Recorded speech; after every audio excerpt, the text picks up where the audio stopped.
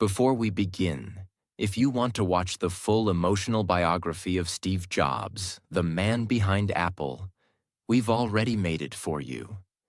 It's an unforgettable story of a dropout, a dreamer, and a fighter who changed the world. You can find the Steve Jobs biography in our channel's playlist. Watch that for his personal journey. But today is different. Today, we tell the story of a company, not just a man. A company that was laughed at, almost destroyed, resurrected, and finally became the most valuable brand in the world. This is the story of Apple Incorporated. Not just Steve Jobs, but also Steve Wozniak, the quiet genius, Tim Cook, the operator who led Apple after Steve, and many more unsung heroes who made Apple what it is.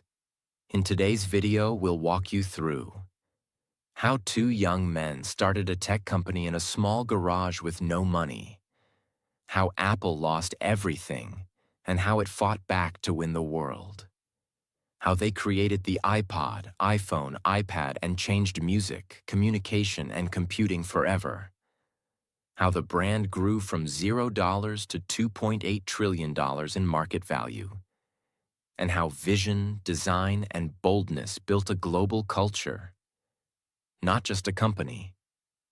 This isn't just a company story. This is a revolution. This is a business masterclass, a branding lesson, a storytelling strategy, and most importantly, a powerful English practice tool for you. Yes, this video is also made for your English listening and learning. We use simple sentences, emotional storytelling, and real vocabulary that will help you understand and improve your English fluency while you enjoy the story. So, sit back, take notes, and let the journey begin. We now start Part 1 of the Apple story. Part 1. The Garage That Birthed a Giant. In 1976, in Los Altos, California, a 21-year-old dreamer named Steve Jobs convinced his old friend Steve Wozniak to help him build a computer. Steve Jobs was not an engineer. He was a visionary, a salesman, and a man obsessed with simplicity and design. Steve Wozniak, on the other hand, was a genius engineer, shy, quiet, and incredibly talented. They were complete opposites, but together, they would start something the world had never seen before.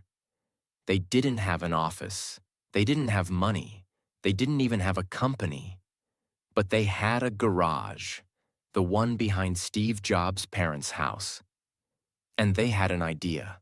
Let's build a computer that anyone can use, even if they don't understand technology. Wozniak designed the first Apple computer, the Apple I. It had no screen, no keyboard, no plastic casing.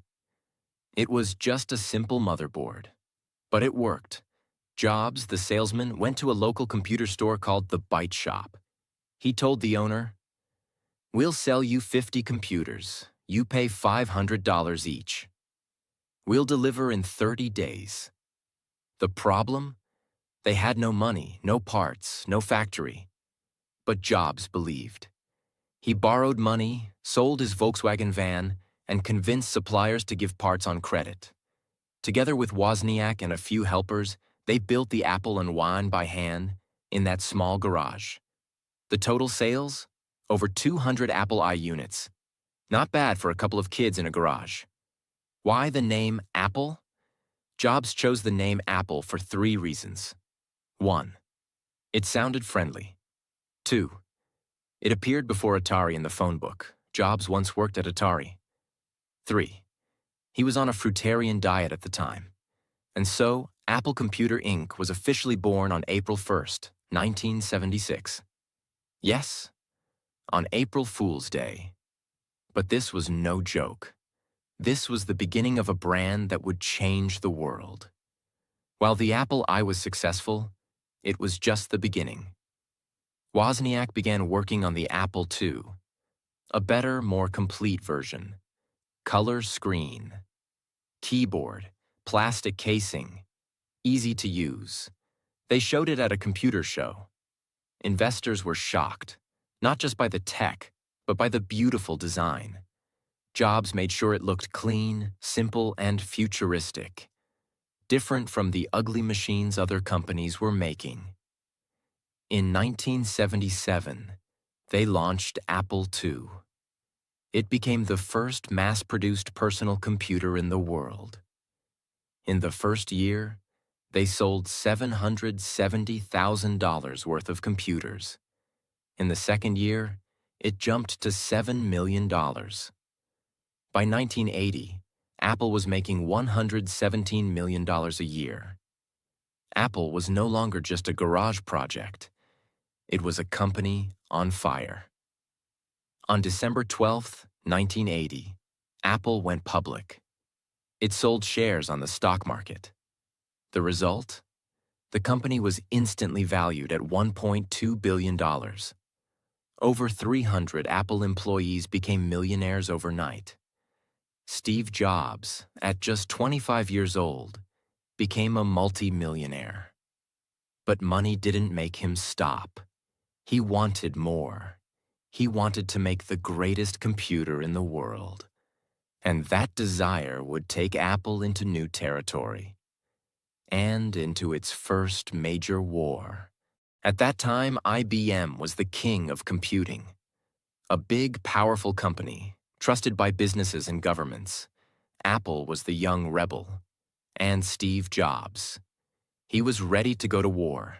He said, IBM wants it all. Apple is the only hope. This wasn't just about selling computers. It was about fighting for freedom, design, and the future. By 1981, Apple had hundreds of employees, millions in revenue, and was becoming a household name. But success came with new problems. Internal teams were divided. Engineers wanted stability and practicality. Jobs wanted beauty, boldness, and revolution. Steve Jobs was becoming increasingly demanding, aggressive, and difficult to work with. He pushed everyone to the edge. He'd walk up to engineers and say, "This is garbage. You can do better." He believed in perfection or nothing. Some employees admired him, others feared him, many quit. But one thing was clear. Steve Jobs was not ready to slow down. While Apple II was making money, Jobs wanted something more advanced, more beautiful, something visionary. One day he visited Xerox PARC, a secret research lab. There he saw a prototype, a computer with a graphical user interface, GUI, a screen with icons, a mouse, windows. At that moment, Jobs saw the future. He rushed back and told his team, "This is it. This is the future of computing, not text, not command lines, but images." Simplicity. He quickly started building a secret project, the Apple Macintosh. Jobs pulled a small team into a separate building and told them, "You are not just engineers. You are artists. You are revolutionaries." He demanded crazy hours, impossible goals, and perfection. One engineer said, "Working on the Mac team was like going to war, but for something we believed in." The Mac was compact, beautiful, had a mouse and GUI, easy to use, friendly and personal. But it was also expensive to make. Each unit would cost around $2,500 to build and would sell for $2,495, almost $7,000 in today's money. The marketing had to be legendary. To introduce the Macintosh, Jobs partnered with ad agency Chiat Day. They made a commercial, a short film directed by Ridley Scott, the same director of Blade Runner and Gladiator. The ad showed a gray, dystopian world where people obey Big Brother. Then a woman runs in, throws a hammer, and destroys the screen. Tagline: On January 24th, Apple Computer will introduce Macintosh, and you'll see why 1984 won't be like 1984. The ad aired only once. during the 1984 Super Bowl. And it became legendary. People didn't just watch it, they talked about it. News channels played it. It got millions of dollars worth of free attention. Apple wasn't just selling a computer, they were selling a movement. On January 24, 1984, Steve Jobs stood on a stage in a dark suit and launched the Apple Macintosh.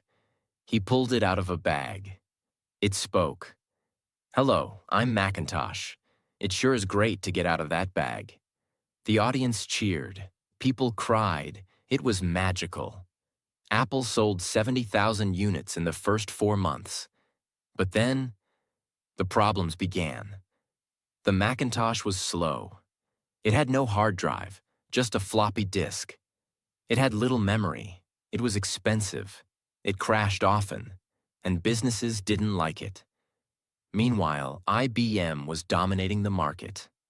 And Microsoft, Jobs' new software partner, was secretly working on Windows. Sales dropped. Retailers started returning units. The board of Apple got nervous. Jobs had once hired a powerful CEO from Pepsi, John Sculley, with the famous line, "Do you want to sell sugar water for the rest of your life? Or do you want to come with me and change the world?" But now, Jobs and Sculley were at war. Jobs wanted big risks, crazy ideas, total control. Sculley wanted discipline, numbers, predictable business. Jobs would scream in meetings. He'd ignore budgets. He'd insult people. Finally, in 1985, the board of directors made a painful decision. They told Sculley, "Steve is out of control. You have to choose him or the company."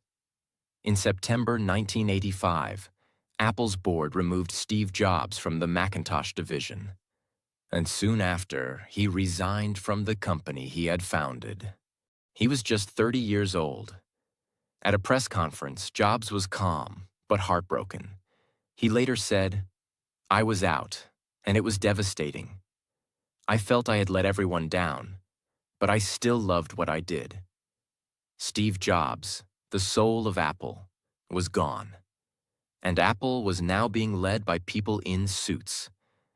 After Jobs left, Apple continued building computers, but the magic was missing. They released Macintosh 2, too expensive. Newton, early iPad-like device, a failure. Power Macintosh, underwhelming. Competitors were rising. Microsoft launched Windows 3.1 and then Windows 95. Dell and HP were winning the personal computer market. Apple's market share fell. Their products became confusing, overpriced, and boring. By 1996, Apple was almost bankrupt. The company that once said, "Think different," had become just another tech company. They needed a miracle. And that miracle was the man they had once pushed out. Part 2. The Return of the King. Let's begin by understanding how bad things really were. From 1986 to 1996, Apple made mistake after mistake. They launched too many products. Each product had a different design, software, and accessories. There was no clear vision. Competitors like Microsoft, IBM, Dell, and HP were dominating.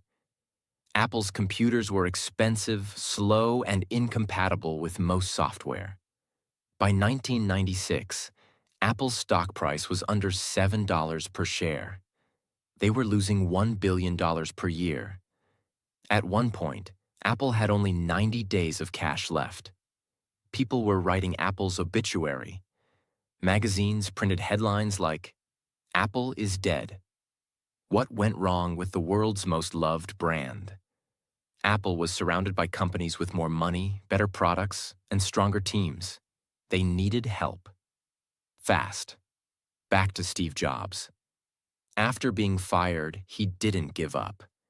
He created a new company called Next Inc. in 1985.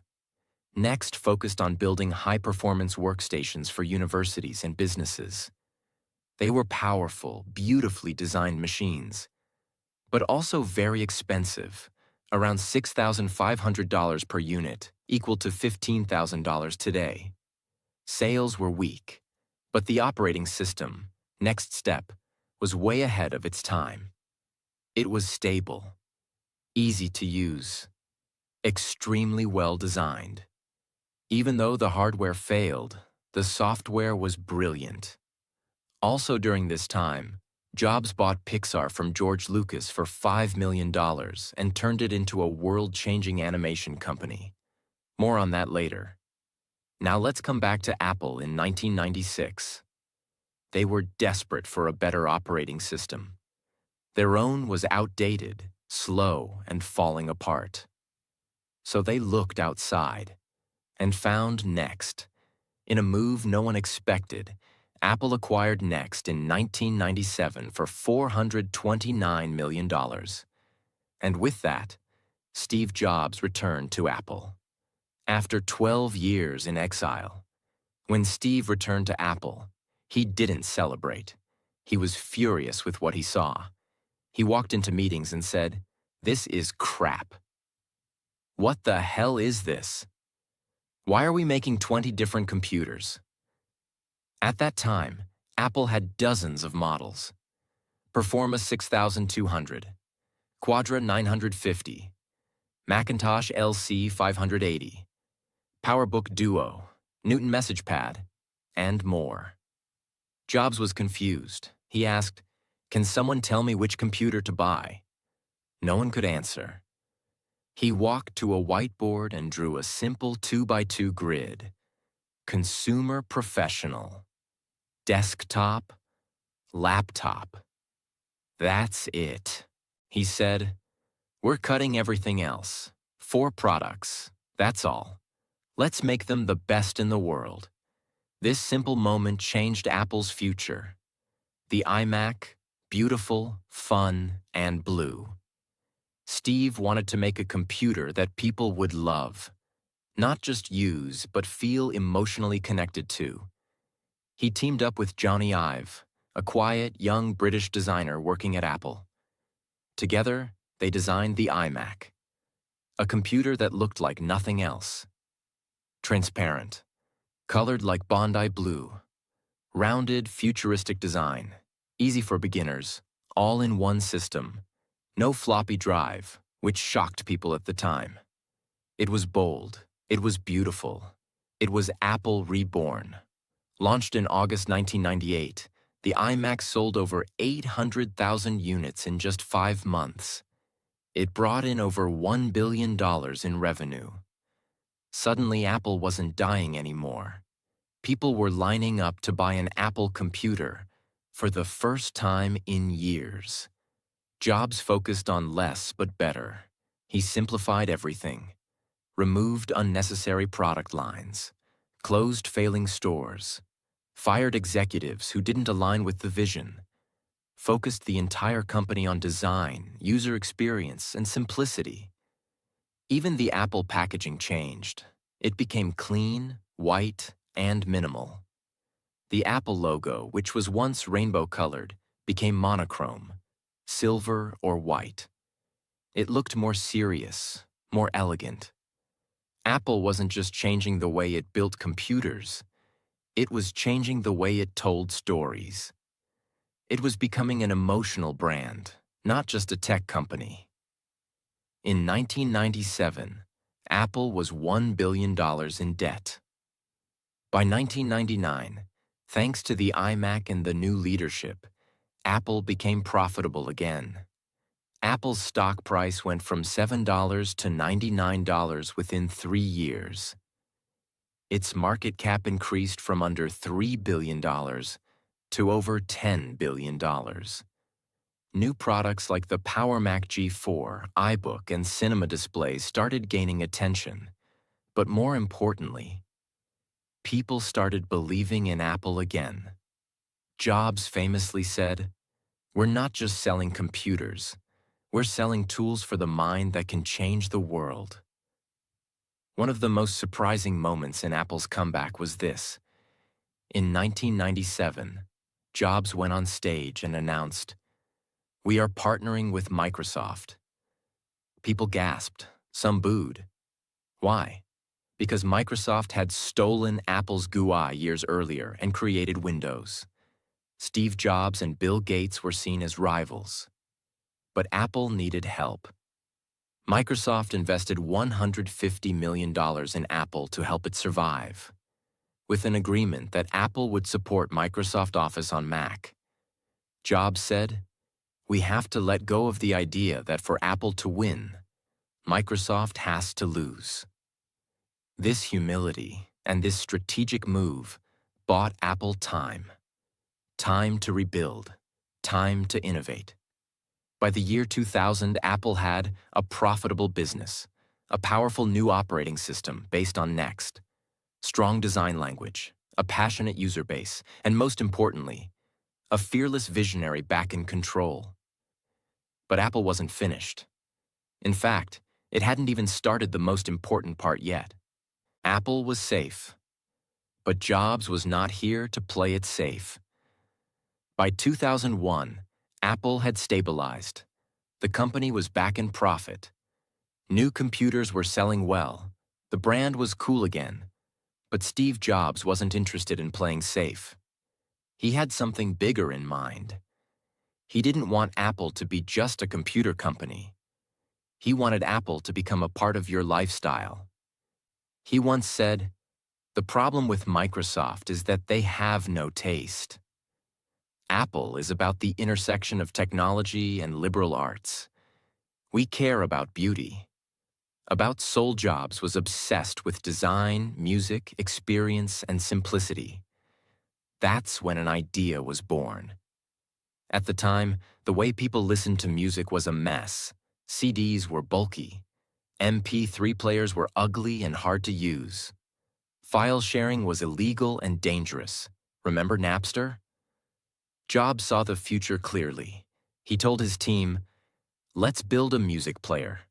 But not just any music player. It has to be simple, elegant, and it must feel like magic." The team began secretly working on the device. It was led by John Rubinstein, hardware; Tony Fadell, system architecture; Johnny Ive, design. And in October 2001, they launched the very first iPod. It was small, size of a deck of cards, white and clean, had a click wheel, 5 gigabytes of storage, and could hold 1,000 songs. Steve stood on stage and said just one sentence. "This amazing little device holds 1,000 songs, and it fits right in your pocket." The world had never seen anything like it. The iPod was not just a product. It was a movement. People didn't just buy the iPod. They felt it. Apple's marketing was minimal, artistic, and cool. Remember the famous silhouette ads? Black figures dancing, white iPods and earphones popping against bright-colored backgrounds. No words, just music and emotion. It wasn't about features anymore. It was about feeling. Apple was no longer selling products. Apple was selling identity. The original iPod only worked with Mac computers. That meant 95% of Windows users couldn't use it. Sales were slow at first. Only around 125,000 units sold in the first few months. Jobs realized they were holding the product back. In 2003, Apple released iTunes for Windows. Now anyone, even if they didn't own a Mac, could buy and sync music using iTunes and own an iPod. Sales exploded. Let's look at the numbers. 2001, iPod launches. 2002, 600,000 units sold. 2003, 2 million units. 2004, 8 million. 2005, over 22 million iPods sold in 1 year. 2006, over 88 million iPods sold to date. That's not all. From 2001 to 2006, Apple's annual revenue grew from $5.4 billion to over $19 billion. Net profit grew from $65 million to $2 billion. Its stock price rose from $7 to $85 per share. Apple wasn't just alive. It was becoming a global force. In 2001, the same year as the iPod launch, Jobs opened the first Apple retail store in Tysons Corner, Virginia. People thought it was crazy. Why would a tech company open expensive physical stores when most brands were moving toward online? But Jobs had a vision. The stores would be clean, minimal, and beautiful. Every detail would be controlled. Employees would be knowledgeable, passionate, and friendly. No pushy sales, just experience. The first store was a success. Then came the second, then the third, then hundreds. By 2006, Apple had over 170 stores worldwide. They were generating more profit per square foot than Tiffany & Company. People didn't come just to buy. They came to experience the brand, to touch the future. While the iPod was leading the way, Apple didn't forget its roots. They launched Mac OS X, a stable, powerful operating system. MacBook Pro, sleek and professional. iMac G5 and Intel-powered Macs, fast, modern. Time Machine, iLife, and other beginner-friendly apps. Apple computers were no longer just for designers and nerds. They were becoming for everyone. Even schools and businesses were slowly adopting Macs again. From 2001 to 2006, Apple transformed itself completely. It became a leader in music, not just tech. It created a new retail experience. It rebuilt its software ecosystem. It attracted millions of new users. And it turned its brand into something people wore proudly. The white earbuds became a symbol. Owning an iPod meant you were different. Jobs once said, "People with passion can change the world, and we're just getting started." He wasn't lying, because what came next would change everything, not just for Apple, but for the entire human race. Part 3. The day the world changed forever. The mobile phone industry was boring. Steve Jobs hated it. In 2005, Apple was flying high. But Steve Jobs was frustrated. He looked around at the mobile phones in the market and saw ugly, clunky, confusing devices. Tiny screens, plastic keyboards, slow internet, bad cameras, complicated interfaces. Even the best phones, from Nokia, Motorola, and BlackBerry, felt old and frustrating. Jobs said to his team, "These phones are not smart. They're stupid. We can do better. Much better." But Apple didn't know anything about the phone industry. So they partnered with Motorola to create a phone called the Motorola ROKR, which included iTunes support. It was a disaster. Ugly design, slow syncing, could only store 100 songs. Bad user experience, no magic. Jobs was embarrassed. He called it the wrong approach. And then he made a decision that would change the future of Apple and the world. Jobs gathered a small team of Apple's top engineers and designers. He told them, "We are going to build a phone, but not just a phone. We're going to reinvent the entire phone industry." The team was moved to a secret building inside Apple, nicknamed the Purple Dorm. It was completely hidden. Only select people were allowed inside. They worked for months and years, in secret, day and night, with no sleep, no weekends, and extreme pressure. The mission was insane. A touchscreen phone with no physical keyboard. A phone that could play music, browse the internet, send emails, run apps, and make calls, all in one. A phone that was beautiful, intuitive, and powerful, all inside a thin device that fits in your pocket. It was nearly impossible, but they did it. The world didn't know what was coming. On January 2007, at the Macworld Conference, Steve Jobs stood on stage in his signature black turtleneck and jeans. He looked at the audience and said, "Today we're introducing 3 revolutionary products: a widescreen iPod with touch controls, a revolutionary mobile phone, and a breakthrough internet communicator. Are you getting it? These are not 3 separate devices. This is one device, and we are calling it iPhone." The audience exploded with applause. People were shocked. The moment felt like science fiction had become reality. The first iPhone was not perfect, but it was light years ahead of everything else. It had a full multi-touch glass screen, a powerful Safari browser, real internet, visual voicemail, an iPod built in, Google Maps, beautiful animations, and that famous slide to unlock gesture. No one had seen a phone like this. There were no buttons, no antenna, no menu clutter. Just a clean black screen and a single home button. Steve Jobs said, "Every once in a while, a revolutionary product comes along that changes everything. This is one of them. The iPhone launched in June 2007. Price? $499 for 4 gigabytes.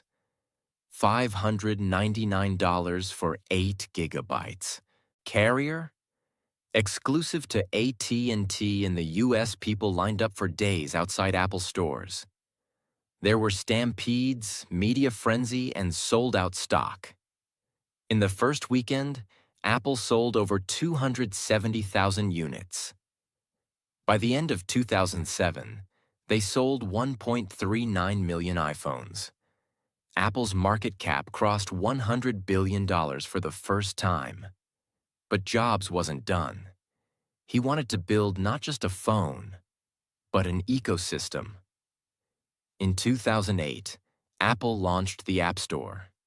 It was revolutionary. Developers from around the world could build apps. Apple would review and approve them. Users could download them with one click. It turned the iPhone into more than a phone. Now it was a flashlight, a calculator, a game console, a travel guide, a camera editing studio, a calendar, a social media tool, and anything else a developer could imagine. By giving power to developers, Apple created a new digital economy. Apple took 30% of all app revenue, and the App Store exploded. In the first year, 500 apps available, over 1 billion downloads. Apple earned hundreds of millions of dollars in revenue. This changed everything. Apple released a new iPhone every year, improving it each time. iPhone 3G, 2008. Added GPS plus App Store. iPhone 3GS, 2009. Faster, better camera. iPhone 4, 2010. Retina display, FaceTime, new design. iPhone 4S, 2011. Introduced Siri. And it kept going. Each model sold tens of millions of units. Apple's profits skyrocketed. By 2010, iPhone sales crossed 40 million units per year. Revenue from iPhones alone crossed $25 billion per year. Apple was no longer a computer company. It was a consumer electronics superpower. Let's look at Apple's growth between 2006 to 2010. Annual revenue grew from $19 billion to $65 billion. Net profit grew from $2 billion to over $14 billion. Stock price went from $55 to over $300 per share. Market cap exploded from $50 billion to over $300 billion. Apple became the second most valuable company in the world, behind ExxonMobil. iPhone alone accounted for more than 50% of Apple's total revenue by 2010. Jobs had done it. He had taken Apple from a near-dead company to the most powerful force in tech. The world didn't know. Steve was sick again. During this explosion, something dark was happening behind the scenes. Steve Jobs had battled pancreatic cancer in 2003. He had surgery and returned. But the illness had never completely gone away. In 2008 to 2009, Jobs took a leave of absence due to health reasons. Rumors spread. Apple's stock fell every time he appeared too thin in public. But Jobs kept working. He kept pushing. He refused to stop because he knew the next invention was coming, and it would change the world again. Even while battling cancer, Steve Jobs had one more dream. He believed there was a missing device between a smartphone and a laptop. People laughed when he told them. They said, "No one wants a big iPhone. It's just a toy." Tablets already exist, and they failed. But Jobs saw the future differently. He believed, this is not just a big phone, it's a new category. His team worked in complete secrecy. Every detail was considered: weight, battery life, display sharpness, the magical feeling of swiping with one finger. And in January 2010, Steve Jobs walked on stage once again. He was thin, weak, and pale, but his eyes were still on fire. He sat down in a chair and said, "iPad is our most advanced technology in a magical and revolutionary device. It's unbelievable." And then, he demonstrated it. The iPad. People laughed. Then they lined up. At first, critics mocked it. "It's just a big iPhone. There's no keyboard. It's useless. Who needs this?" But when people used it, everything changed. It was fast, beautiful, easy, light, and magical. You could read, watch, play, draw, write, and work, all with your fingers. In the first 80 days, Apple sold 3 million iPads. By the end of 2010, they sold over 15 million. Revenue from iPad crossed $9 billion in just 9 months. This was bigger than most tech companies' entire business. The iPad proved something. Apple wasn't following the world. Apple was leading it. Steve Jobs' philosophy: real artists ship. Even while fighting cancer, Steve was involved in every detail. He would sit with the design team, the packaging team, the product team, even the Apple Store layout. He once told the team, "Design is not just what it looks like. Design is how it works." We don't ship junk. People think focus means saying yes, but it really means saying no to 1,000 things. He believed in perfection, simplicity, and magic, but also in speed.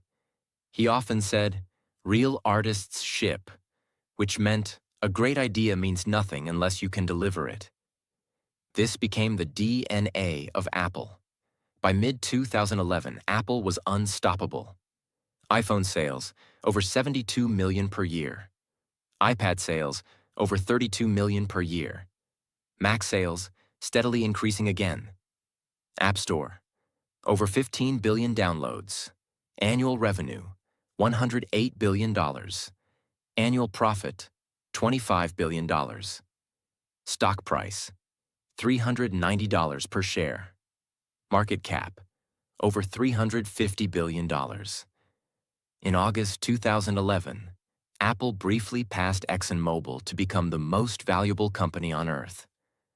A company that was once 90 days from bankruptcy was now #1 in the world. By late 2010, Steve Jobs was visibly weaker. He had lost a lot of weight. His voice was quieter. He moved slowly. He had already taken 2 medical leaves in the past. In January 2011, he announced another one. This time, he didn't come back fully. Still, he appeared for one final product launch in March 2011, the iPad 2. And then, he disappeared from public view.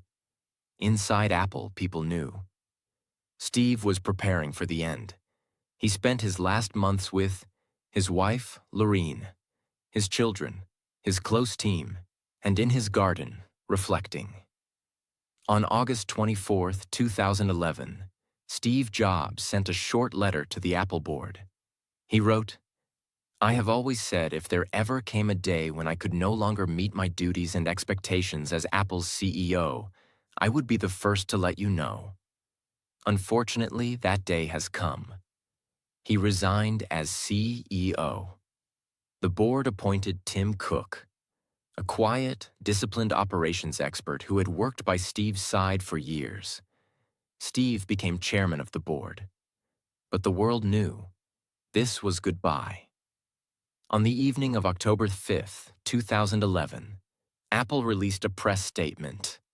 "We are deeply saddened to announce that Steve Jobs passed away today. He was 56 years old. People cried. Customers lit candles outside Apple stores. Facebook, Twitter, and the entire internet was filled with messages. Barack Obama said, 'Steve was among the greatest of American innovators. Bold enough to think differently, brave enough to believe he could change the world, and talented enough to do it,' Bill Gates wrote.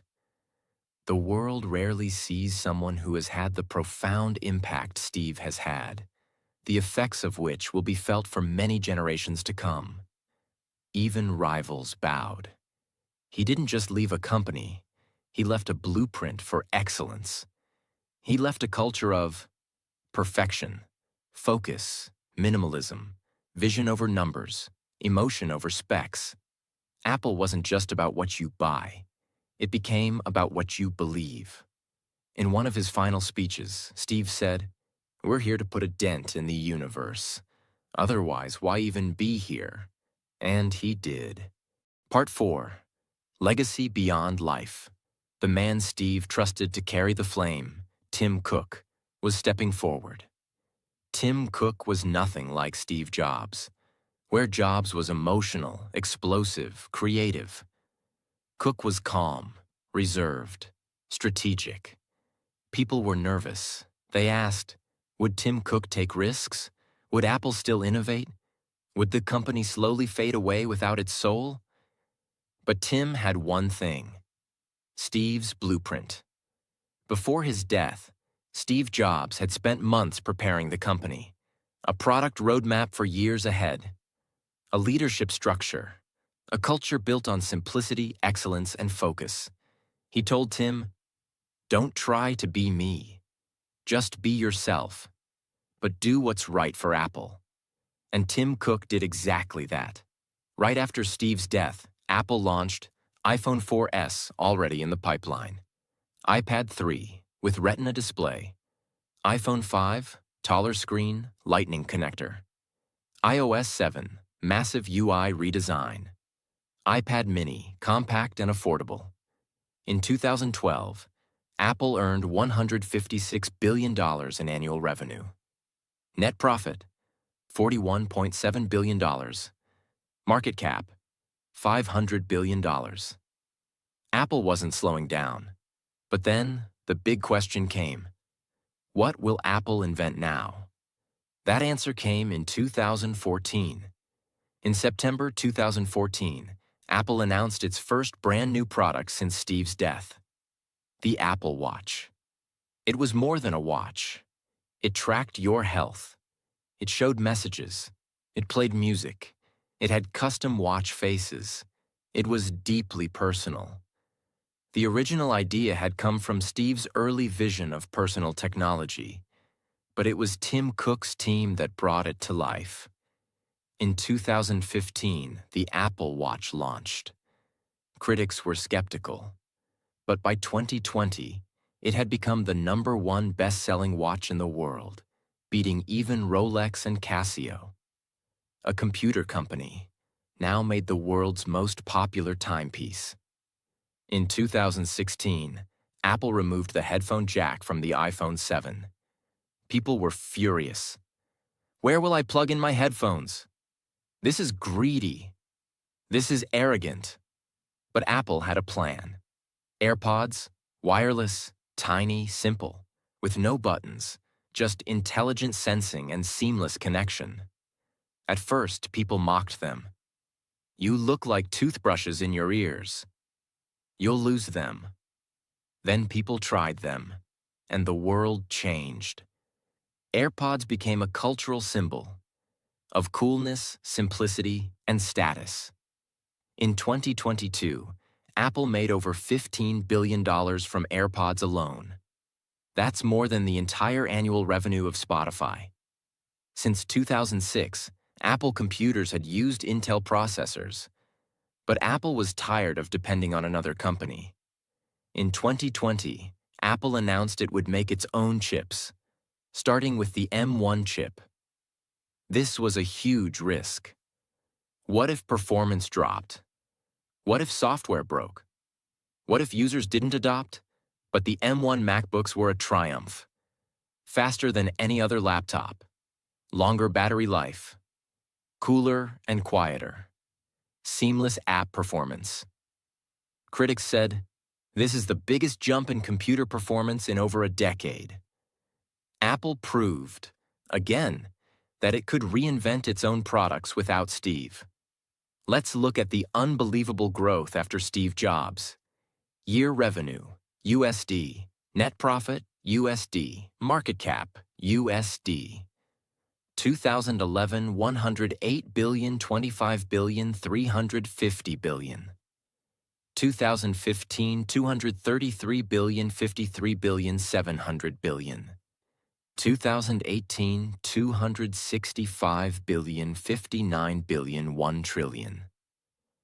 2020, 274 billion, 57 billion, 2 trillion. 2022 dollars, $394 billion, $99.8 billion, $2.9 trillion. 2023, $383 billion, $97 billion, over $3 trillion. In 2023, Apple became the first company in human history to cross $3 trillion in market value. That means Apple was worth more than Tesla plus Amazon plus Facebook plus Netflix plus Coca-Cola plus McDonald's plus Nike combined. And it started in a garage. Today, Apple is not just a brand. It's a global lifestyle. People wake up and check their iPhone, track their health with their Apple Watch, listen to music with their AirPods, work and create on their MacBook. Watch shows on Apple TV plus pay with Apple Pay. Back up everything to iCloud. Apple is now a part of your home, your body, your mind, and your wallet. Tim Cook doesn't shout. He doesn't seek attention.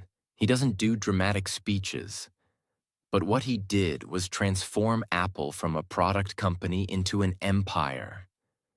Under Tim Cook, Apple became more global, more inclusive, more environmentally focused, and more financially powerful than ever. He proved that discipline and vision can exist together. Even though he didn't invent the iPhone, he scaled it to reach every corner of Earth. Let's remember what makes this story the greatest of all time. Started in a garage. Almost went bankrupt. Founder was fired, made a comeback. Invented products that changed the world, lost its visionary. Still rose to become the most valuable company on Earth. No company in modern history has ever combined technology, design, emotion, branding, storytelling, simplicity, as perfectly as Apple. Steve Jobs is gone, but walk into any Apple store. Hold any iPhone. Listen to the startup chime of a MacBook, and you'll feel him. He's there, in the curves, the colors, the silence, the power, the simplicity. He once said, "The people who are crazy enough to think they can change the world are the ones who do." He believed it, he proved it, and he left behind a company that will inspire generations forever. This was the complete, detailed, emotional, and powerful four-part story of Apple Inc., from garage to $3 trillion. From rebellion to revolution. From Steve Jobs to the world. 8 powerful lessons from Apple. 1. Simplicity wins in a complicated world. Apple's greatest weapon is not complexity, it's simplicity. One button, one color, one clean page. From the iPhone to the Apple Watch to their website, Apple teaches us, people don't want more features. They want less confusion. Lesson: make your work, message, and life simpler. And people will understand, remember, and love you more. 2. Consistency builds trust. Apple releases a new iPhone every year, a new iOS, new updates, on time, polished, familiar. They never disappear. They never stop showing up. Lesson: if you want to build a strong brand or a strong life, show up consistently, over and over again. Let people trust you. 3. Emotion is more powerful than features. Apple never says, we have 4 gigabytes RAM. We use 16-core chips. They say, it just works. Think different. 1,000 songs in your pocket. Lesson: whether you're building a business or telling your story, speak to emotion, not specs. People remember how you make them feel, not what you say. 4. Never be afraid to kill your own products. Apple killed the iPod, the headphone jack, the CD drive, Intel chips. Even if something worked yesterday, Apple asks, is this still good enough for tomorrow? Lesson: don't hold on to what's safe. If you want to grow, be brave enough to destroy the old version of yourself. 5. Don't do everything. Just do one thing perfectly. While other companies make fridges, TVs, printers, and even toasters, Apple focuses on phones, computers, headphones, watches, and they make each one beautiful, powerful, and unforgettable. Lesson: you don't have to do everything. Just do one thing, but do it so well that no one else can compete. 6. Control the entire experience. Apple controls the hardware, the software, the store, the charger, even the unboxing experience. Because of that, customers feel everything is smooth and premium. Lesson: don't just create a product. Create a total experience, from first impression to final goodbye. 7. Protect the brand at all costs. Apple never puts its logo on cheap products, never discounts heavily, never lowers quality to chase competitors. They protect the brand like it's sacred. Lesson: your name, your work, your values. They are your brand. Don't sell them for short-term gain. Protect your reputation. 8. Start small, dream big, deliver boldly. Apple started in a garage with no money. They made one computer. Then they changed the world. Lesson: you don't need to be big to begin. You just need to begin. And then never stop. Apple was never just a company. It was an idea that beauty, simplicity, and courage can change everything. It showed the world that you can start in a garage and rise to $3 trillion, that you can fall, be fired, fail, and still rise again, that you don't need to do everything, just the right thing, the best way, and that if you dare to think different, you can change the world. To every dreamer watching this, you don't need 100 ideas, just one powerful one. You don't need to be perfect. Just be brave. And you don't need permission. Just start. Because in the end, the most powerful thing Apple ever created was not the iPhone, not the Mac, not the watch. It was belief. Belief in bold ideas. Belief in beautiful design. Belief in people like you. So never stop believing. If this story inspired you, don't forget to like, share, and subscribe to English Avenue. We create powerful stories to help you learn English and change your life. one video at a time. Hit the bell icon so you never miss what's coming next. Thank you for watching.